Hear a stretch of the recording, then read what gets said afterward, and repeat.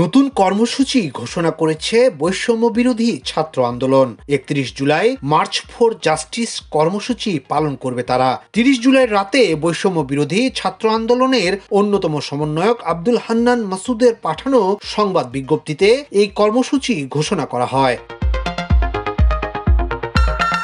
বার্তায় বলা হয়, সারা দেশে ছাত্র জনতার উপর গণগ্রেপ্তার, হামলা, মামলা, গুম এবং প্রাণ নেয়ার প্রতিবাদে ও জাতিসংঘ কর্তৃক তদন্তপূর্বক বিচারের দাবিতে এবং ছাত্র সমাজের ৯ দফা দাবি আদায়ের লক্ষ্যে দেশের সকল ক্যাম্পাস, আদালত ও রাজপথে ৩১ জুলাই মার্চ ফর জাস্টিস কর্মসূচি পালন করা হবে।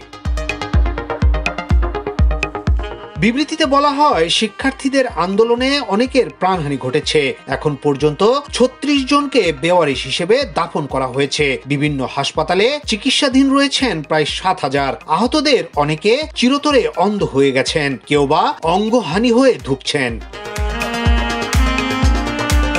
এতে আরো বলা হয়, আন্দোলন দমনে সাধারণ ছাত্র ও আন্দোলনের সমন্বয়ক এবং বিরোধী রাজনৈতিক নেতাদের বিরুদ্ধে যেভাবে গণগ্রেপ্তার চালানো হচ্ছে সেটা সংবিধান বিরোধী এবং মানবাধিকারের চরম লঙ্ঘন। বৈষম্য বিরোধী ছাত্র আন্দোলনের হিসেবে গত ১২ দিনে ১০,০০০-এরও বেশি মানুষকে গণগ্রেপ্তার করা হয়েছে।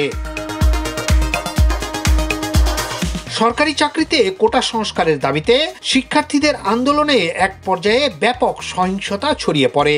এতে দেশের বিভিন্ন অঞ্চলে বহু হতাহত হন। সরকারি হিসেবে প্রাণহানির সংখ্যা ১৫০ আর আন্দোলনকারী শিক্ষার্থীদের দাবি দেশ জুড়ে প্রাণ গেছে ২৬৬ জনের। এ ঘটনায় গেল মঙ্গলবার রাষ্ট্রীয় শোক পালন করা হয়, তবে তা প্রত্যাখ্যান করে চোখে মুখে লাল কাপড় বেঁধে ছবি তোলা এবং অনলাইনে ব্যাপক প্রচার কর্মসূচি পালন করেন আন্দোলন। ইয়াসিন আলী, সোনালী নিউজ, ঢাকা।